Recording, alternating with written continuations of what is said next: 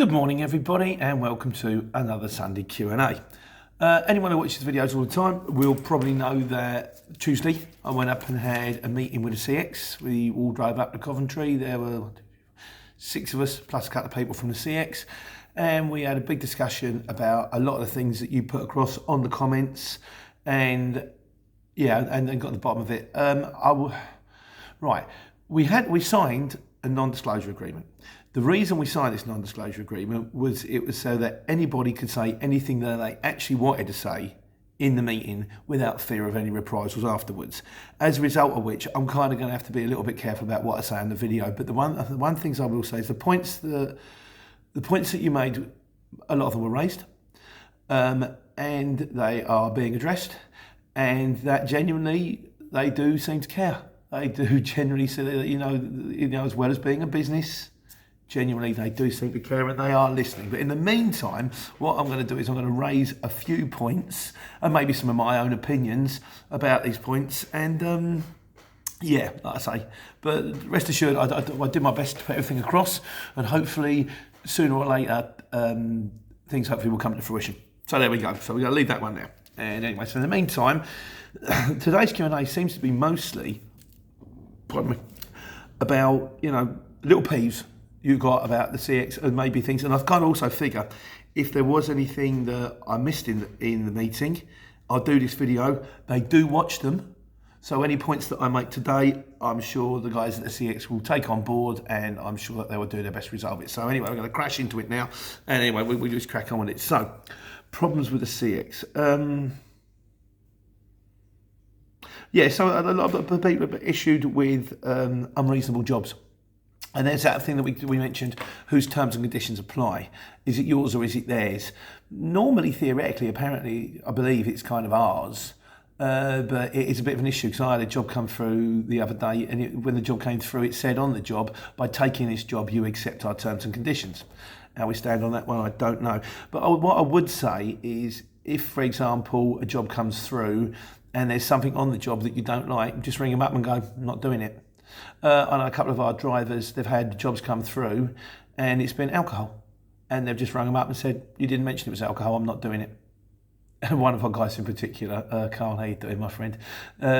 He's a no-nonsense bloke. He said, no, not doing it. And I don't think it's a religious thing, although it could be a religious thing. It's more of an ethical thing. He said, I don't do fags, I don't do drugs, I don't transport drugs, I won't transport fags, I won't transport alcohol, I don't do anything that hurts people.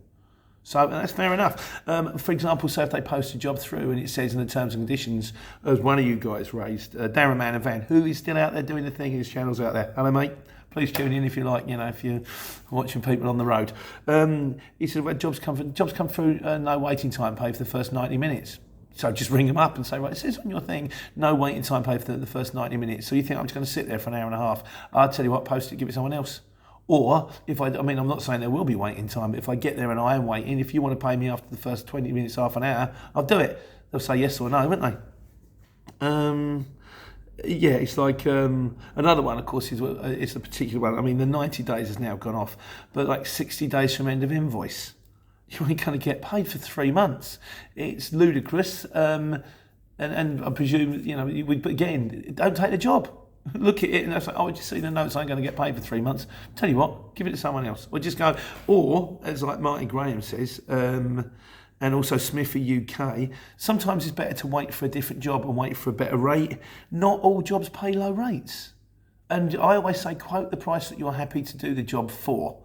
If you do the job, then that way, if you get the job, you get it. If you don't, you don't. Move on to the next one, So, I do tend to quote slightly on the cheap side, I think. I quote often on a Luton 110. I don't think it's cheap. I think it's, some people quote 120, 130. I tend to be around a 10 mark.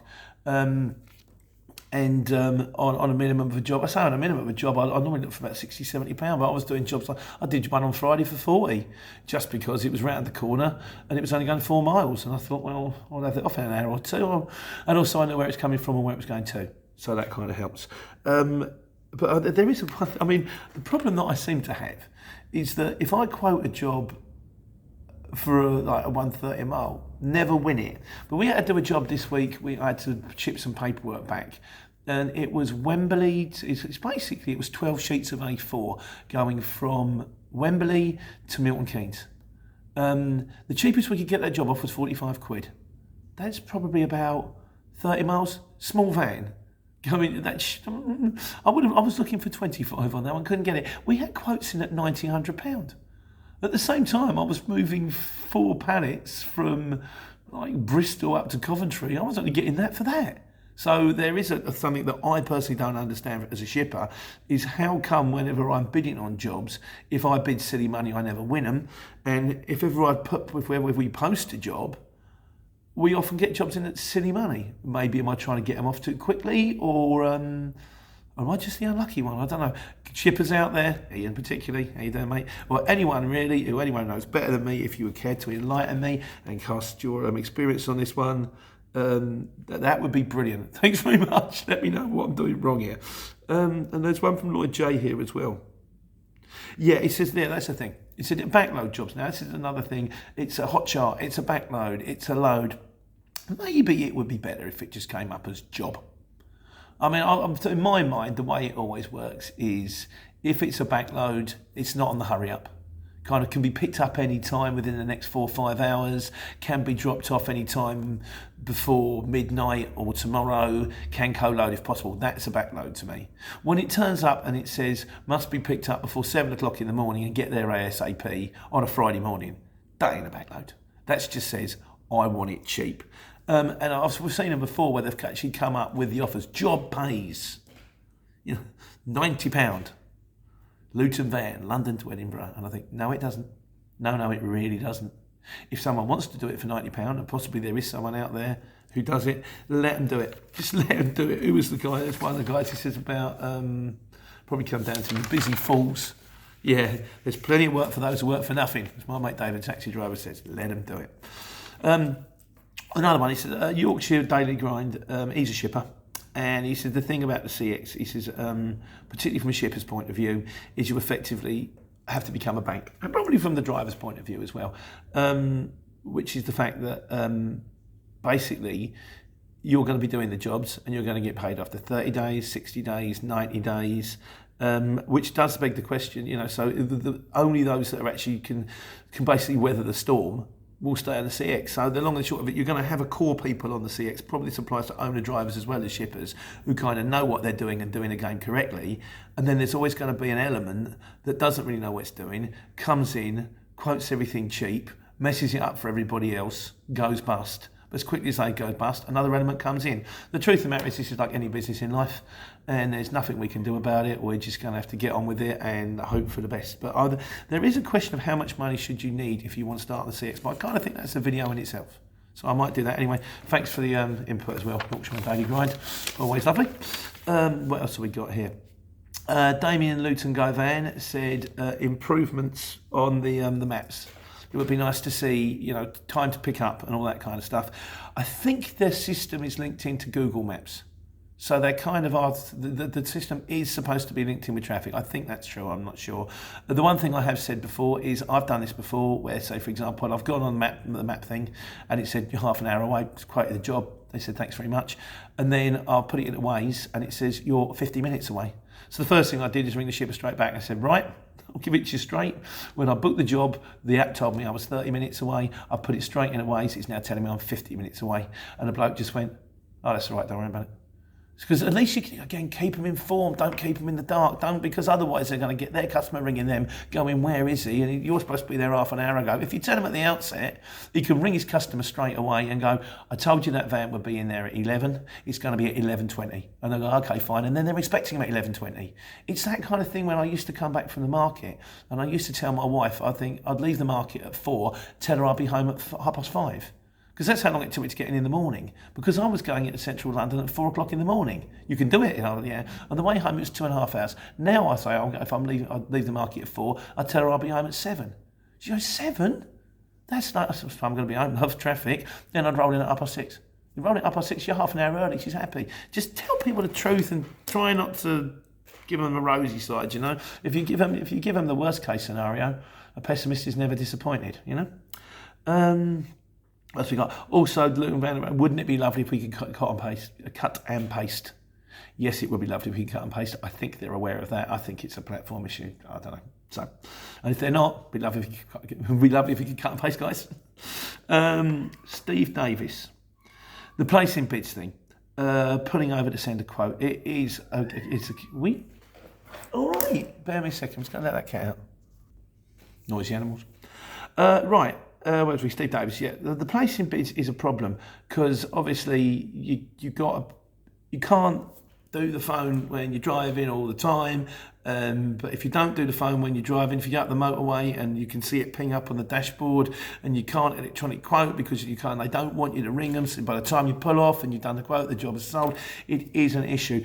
There's one potential way around this, which I'm looking into, which is I bought one of them Alexa dot things because it hopefully works with the stereo in the house.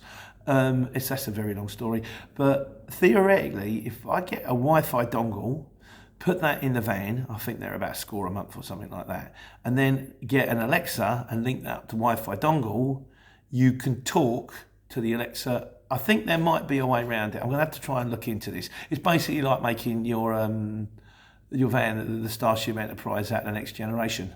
I don't know if it'll make me tea or grey hot, but I'll give it a bash. Show me age there, I think. So that's something, but otherwise it's an issue. It is an issue. So guys, if you're listening at the CX, this phone on the dashboard thing, maybe some kind of voice command or something like that would be worth saying. Now we might have brought that up in the meeting. We might not. I'm not allowed to say. But if we hadn't, you know, you guys, I know they're listening. It's been addressed now. What else we got? Craig. Yeah, right, this is Craig. Sorry, I've scribbled that word down. And James Rowan. A problem with shippers not paying on time. Yes, this is an issue when they say 30 days from end of month or 30 days from invoice from end of month. So you put the invoice in on the 1st, so then they don't process it until the end of the month, and then they pay 30 days after that, so 60 days, and 60 days goes by and you still haven't got your money. There's one potential way around this, and again, I'm open to suggestions on this one. Leave them negative feedback. Turn up and say, I mean, it's a no to drive. If you turn up late, they're going to give you negative feedback. Why doesn't it work the other way around? So ring the shipper and go, right, you were supposed to pay me last week. So pay me within the next 2 days. And if you don't pay me, I'm going to leave you negative feedback. And I'm going to say the reason I've left you negative feedback is you won't pay me within the terms. And that's, payment late is surely the same as turning up late, isn't it? And in fairness, honestly, offer a shipper negative feedback and then suddenly it'll be, oh, what can we do? So possibly. Don't know. Once again, please give us comments back on that one. I am here to be educated and I'm very pleased to pass your comments on. What else we got? Jason Burke. He says he finds it very difficult that people on the CX will actually make money as an owner driver. He said a lot of people he knows have joined as owner drivers, have then either gone on to do the shippery thing, which is kind of what I've done, or otherwise fallen off. I've said this before. You can make money as an owner driver on the CX. It depends how much money you want. I think you can make a living out of it. That's just my personal opinion. Like yesterday, I didn't have any of my end user jobs. I still went out. All the jobs I fetched off the CX. I started at 7 o'clock in the morning. I got home about 7 o'clock at night in a Luton van. I pulled 280 quid. Do that all week long. That's 1,200 quid. Bless me X's and D's and stuff like that. It puts me at a piano. Bit of tax, still bringing in £100, £150 a day. It's not, don't get me wrong, you've got to put the work in. But then I've also said it's kind of, the CX is often a platform, it's a springboard. I keep saying this, ain't a magic wand. No one's going to roll up at your door with a lorry load of cash and dip it into your swimming pool. Ain't Ed Sheeran. It's kind of, and also when you're running on the CX, other people will go, oh, you're a courier driver. Oh, I need you to be a courier driver. Put it on the Facebook, do other things as well. You don't have to just use the CX, but I still think it's an invaluable tool. Also, from a shipper's point of view, it's a brilliant way for us to, we track our drivers, we can see where they are, the invoicing system all comes into one thing. I do think it's I think it's the best system. I actually think it's the best system out there. It may need some work, but that's why we're doing this. So we can talk about things that maybe they want to do. And this is things, obviously, that we discussed. But, yeah. What else we got? But, no, honestly, Jason, I think maybe it's not for everybody. But it kind of works for me, and it's worked for a few other people I know. It depends. Everyone's different. It depends what you want out of it. It depends. We've got one of our drivers particularly. Martin, how you doing? He's a lovely guy. he's kind of a little bit, he's kind of does it to keep his hand in. He don't need the dough, but he kind of enjoys it. He kind of does it as a hobby, gets him out there, keeps him active, that kind of thing. Like, you know, everybody's different. You might be 18 and raring to go. You might be, I've seen them before at BMW parts, these Uncle Albert types. They turn up in a little van, they get out, big beard and a cap, pick up a few parts for BMW, go drop it off. They're probably retired, they've got a pension, they're doing okay. They can't kick around the house because of driving the wife mad, so they go out and drive their van all day, have a cup of tea, smoke a roll up, talk to their mates and come home. You know, it's a rainy day, won't bother today. There's so many different ways you can work it. But I've got to say, for me, it's worked. It has, you know, don't go up on about it, it has. Steve Fisher and Barat Odira. Yeah, he said it would be nice to see how much a job is sold for. Now, I thought about this, and the thing is, I don't think it would be in our best interest. Because the problem with that is, if you think about it, is if a job was sold for, like, you saw the job sold for £60, you go, right, next time I'm going to quote 55. Next time it's 50, I'm going to quote 50, I'm going to quote 45, I'm going to quote 40. To show how much a job was sold for would actually be to encourage a race to the bottom. As long as you keep it sort of blank, then that's what I think. There we go. Right, that's enough about problems with the CX. Like I say, guys, I know you're out there. Well, I don't know you're out there, but I assume you're out there. And if you're listening, there's a few comments that have come in between now and then. I know we chatted about some stuff.